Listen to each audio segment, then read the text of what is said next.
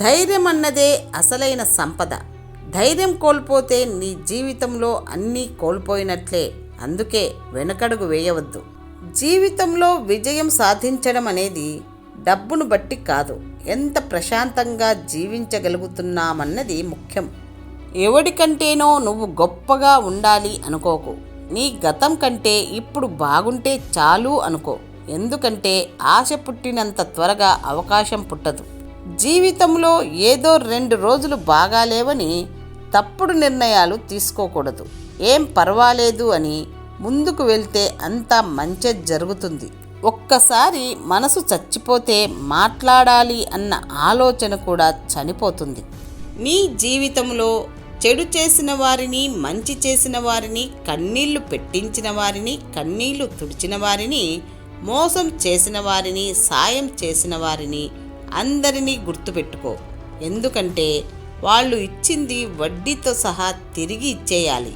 ఆశించినంత చేయలేకపోవడం, చేయలేనంత ఆశించడం రెండూ తప్పులే. మొదటిది మీలోని అసమర్థతను సూచిస్తే, రెండోది మీలోని అత్యాశని బయటపెడుతుంది. ఒక్కసారి, రెండోసారి, మూడోసారి బంధం కోసం తగ్గినా పర్లేదు, కానీ నువ్వే ప్రతిసారి తగ్గాల్సి వస్తే వదిలేయ్. అలాంటి మనుషులతో కష్టంగా కలిసి ఉండడం కంటే విడిపోయి ఒంటరిగా ఉండడమే చాలా మంచిది. అమావాస్య చీకట్లో నిండు చందమామని వెతికి పట్టుకోగలమేమో కానీ అమ్మ ప్రేమలో మచ్చని మాత్రం వెతికి పట్టుకోలేము. మన హద్దు ఎంత అని మనకు తెలిస్తే అది గౌరవం. మన హద్దు ఎంత అన్నది ఇతరులు చెబితే అది అవమానం. ద్వేషించడానికి ఒక జీవితం చాలకపోవచ్చు, కానీ ప్రేమించడానికి ఒక్క క్షణం చాలు.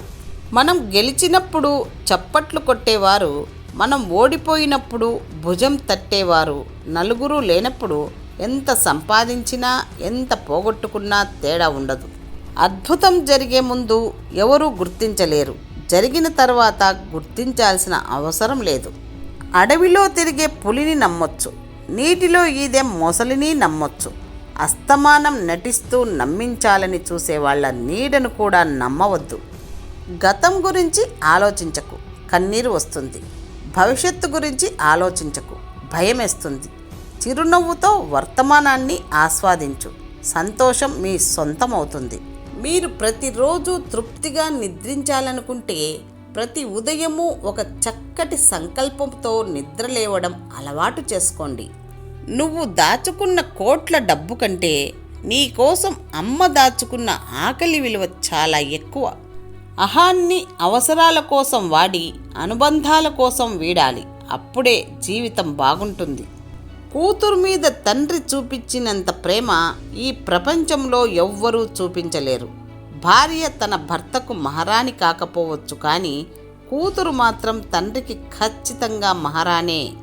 అందం చూసుకొని మురిసిపోతే అదే అందం నిన్ను ముంచినప్పుడు తెలుసుకుంటావు. అందం కన్నా మనసు ముఖ్యమని అన్నది మాటే కదా, ఏమవుతుంది అని తేలికగా తీసుకోకు. ఎందుకంటే నరం లేని నాలుక అన్న మాటకి నరాలన్నింటికీ జీవం పోసే గుండె గాయపడుతుందని గుర్తుంచుకో. మనల్ని ఇష్టపడే మనుషుల దగ్గర అహంకారం, మనల్ని పట్టించుకోని మనుషుల మీద మమకారం అస్సలు చూపించకూడదు. తల వంచి నేలపై కూర్చొని ఆలోచించడం కాదు, తల ఎత్తి ఆకాశం వైపు చూసి ఉన్నతమైన ఊహలకు రెక్కలు తొడగండి. ఒక ఆడది నిన్ను వదిలించుకోవాలి అనుకున్నప్పుడు నువ్వు ఎంత బ్రతిమాలినా, ఆమె చుట్టూ ఎంత తిరిగినా చులకన అయిపోతావు తప్ప ఏమీ జరగదు.